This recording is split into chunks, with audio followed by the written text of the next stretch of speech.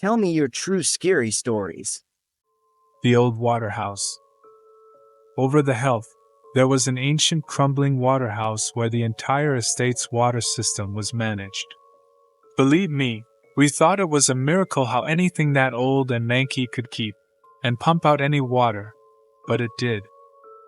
It was made with bricks, with a black slate roof and iron doors, although at the time of this incident, it was just a shadow of its former self, and didn't have any doors. The windows were all smashed in by generations of kids throwing rocks and stones at them. It was there where my mama and her siblings were kids played over the heath, and they all told us it spooked them and their mates as it did us. It was a really hot day one summer, in the school holidays. The older boys were at home for some reason, and all the younger cousins, me included, were being little brats, so the boys said they would take us all blackberry picking to keep us quiet. Mama agreed gratefully.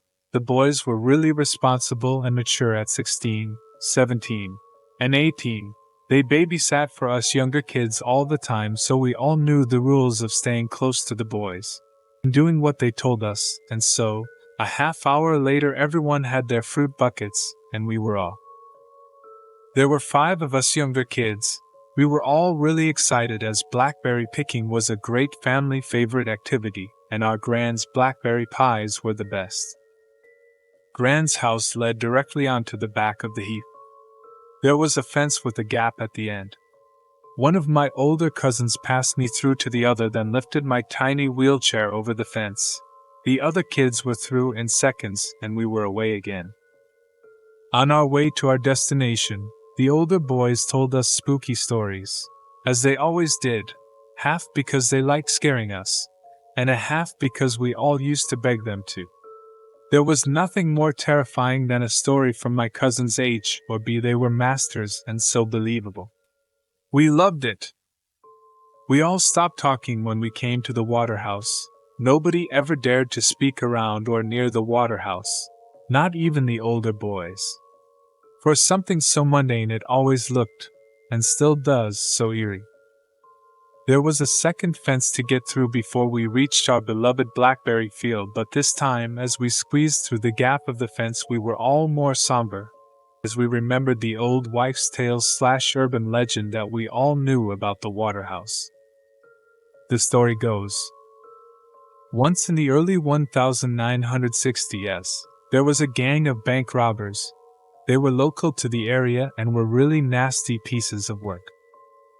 Their expertise was terrorizing bank customers and staff alike before grabbing and shooting anything that moved. They did several jobs without getting caught, but they really messed up a particular job, and a sweet 19-year-old trainee bank clerk was shot dead and 5 more people were seriously injured. One of the gang was also shot dead, along with the nastiest member of the gang being seriously wounded in the crossfire.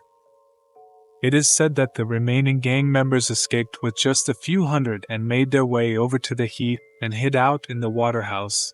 It was newish at that time and was a perfect hideaway for the murderers. There was a lot of contention and stress between the remaining gang, months, although it was never proven how. The bodies of all 3 of the remaining gang members were discovered rotting away in the waterhouse 6 months later. A few years after, the weird stuff and creepy noises started occurring near and around the waterhouse. Mysterious hairy figures were glimpsed moving stealthily amongst the pipes and wires. A dank, moldy, rotten smell like aging river weeds was always smelt around the area of the waterhouse, and eerie wails and menacing murmurs could be heard day and night. In the late 70s, there was a spate of mysterious deaths of homeless people who would shelter over the heath not too far from the waterhouse.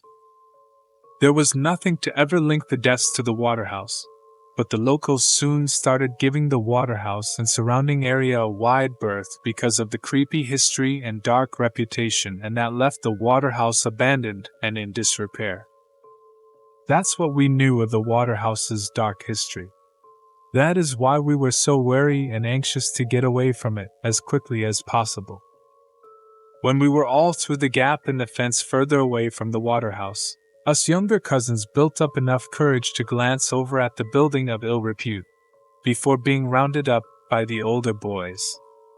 Put me in my wheelchair again, and we set off to the blackberry field. We soon arrived at the field, where some other local kids we knew were already there, and we spent a nice afternoon picking and eating the juicy, sweet blackberries and splashing in the river, and soon the sun was getting low, and it was time for home. Our journey home was much like the one there. We were still bantering, laughing, and the older boys were still winding us up slightly. But being as it was getting later, we were feeling wearier and slightly subdued. When we reached the fence before the water house, the air felt slightly too close, like before a thunderstorm. The youngest of the three older boys got me out of my wheelchair so that we could lift it over the fence. The other kids were already on the other side of the fence with H and B. A suddenly said to his brother in a low guarded voice. Something moved at the back of their brow. B just looked at him sideways. Out of the boys, A was the most likely one to pull a stunt or wind anyone up for a laugh, but A was straight-faced. A said, I'm going to have a look, passing me through to B and squeezing past us all. Wait up, A. We've got tea. Having put me in my wheelchair, B had moved forward towards his brother when we all heard a shriek out in horror and disgust, and the two boys moved back quickly. H, having already taken me out of my wheelchair again, had told everyone to run, and we did. B picking up my tiny wheelchair, folding it up while running, A grabbing the other two kids' hands and following B, and H running with me on his shoulders holding my other cousin's hands. We ran and ran. A kept saying, don't look back. Don't look back. I did but saw nothing. We didn't stop till we got to the fence which leads back to the road on the estate, and we could actually see civilization again. We were all completely exhausted, especially the older boys. Before we slipped through the fence to the road, B holding himself up by the railings asked, What did you see, A? Why, yellow eyes, H, hairy face. All of us younger kids began to panic and scream, and H had to calm us all down. He said that we were safe and it would be all right, but we all wanted to get as far away from the water house as possible. When we got home, we all looked bedraggled and slightly nervy. Mama and my auntie noticed this and asked the boys what was wrong. H just said that we just got spooked by an old drunk man in the bushes looking for golf balls to sell.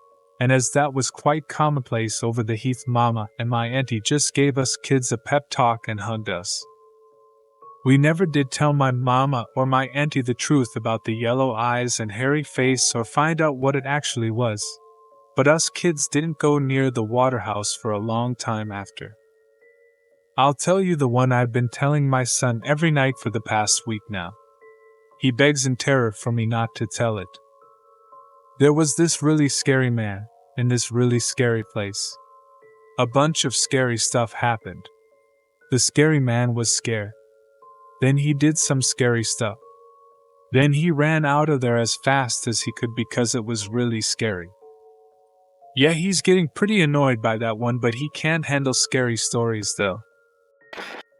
My last experience was sleep paralysis. Woke up from an evening nap completely frozen, unable to move, normal sleep paralysis stuff.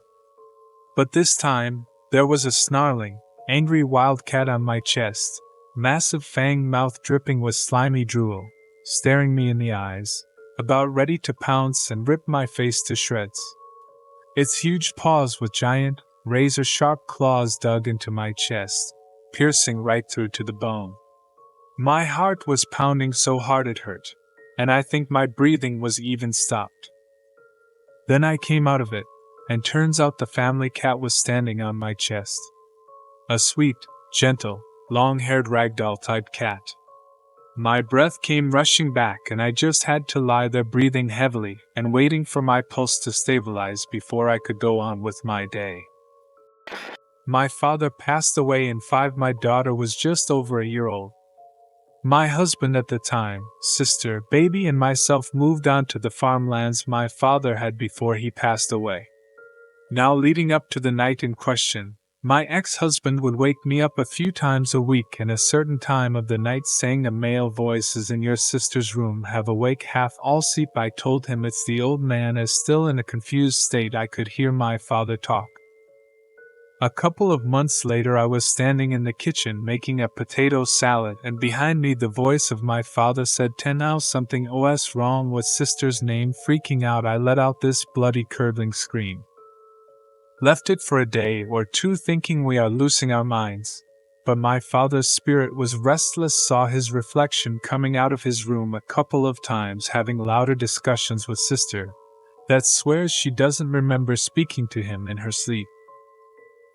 After having a sit down with my sister, it came to light that she was being assaulted, and my dad did the only thing a dad always wants to do: protect his offspring. I've had many experiences, but I'll tell you one that freaked me out because I wasn't the only witness. I was about 12 years old, and I was talking with my dad in his room. My mom was in the closet with the lights off, but we could clearly see her folding clothes. Well, during me and my dad's conversation, he had asked my mom something but to no reply. He eventually got to the point where he started to yell. I got up and stepped into the closet, but then I heard my mom walk into the room and ask why he was yelling her name. I looked at her, and she had a towel wrapped around her. I quickly looked back into the closet and saw nothing. Absolutely nothing. This obviously creeped me and my dad out. Whatever we saw, it wasn't my mom. Whatever it was, it had her shape and even the bun. My mom always had her hair in a bun. I would have completely thought this was my imagination if it weren't for my dad also being there and seeing it too. Thank you for watching.